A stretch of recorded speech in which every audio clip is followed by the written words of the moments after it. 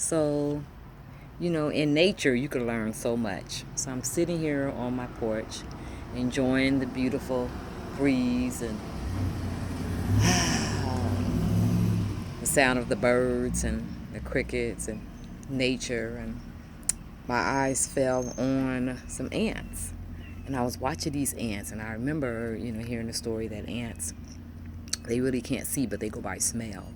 So I watched them as they travel from one place to the other. So they would go to one end of my rail and get something that's in my railing in my pillar.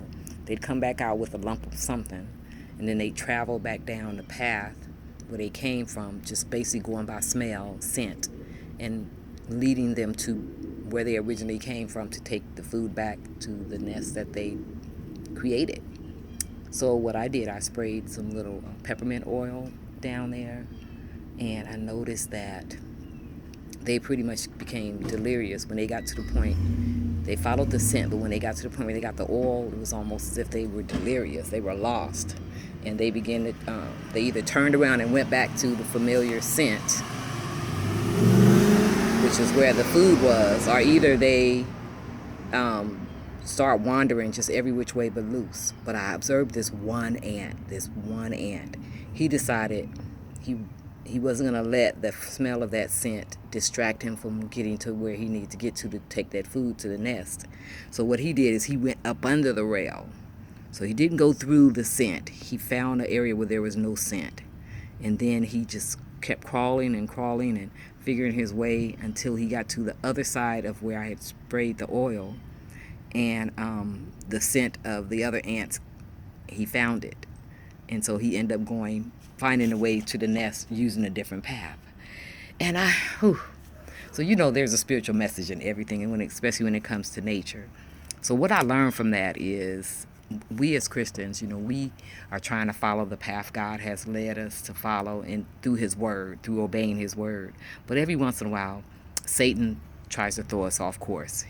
He throws a scent that may be either pleasant to us, and we end up getting distracted because of that scent, or he puts it out there where we may decide we don't want to go any further with the Lord, and we just go back to where we're comfortable, where we know that it's okay to be there and we're content in that situation.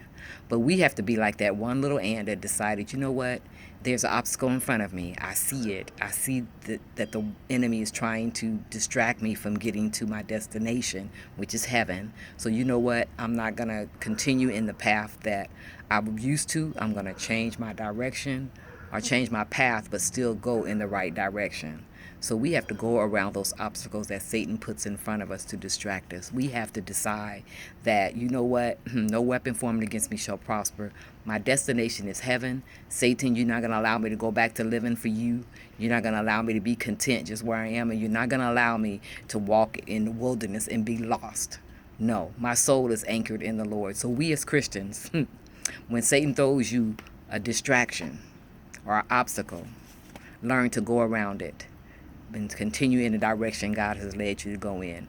Don't turn around, don't go back, don't wander in the wilderness, but find another path that's going to continue to take you in the right direction, which is toward the Lord. All right? Hey, a lesson from the little ants. We can learn a lot. I love you all. Have a blessed and awesome rest of the day, and take time to just stop and smell the roses. And when you never know, when you sit to stop and be still, you may discover a message from God. All right? Love you. Peace out.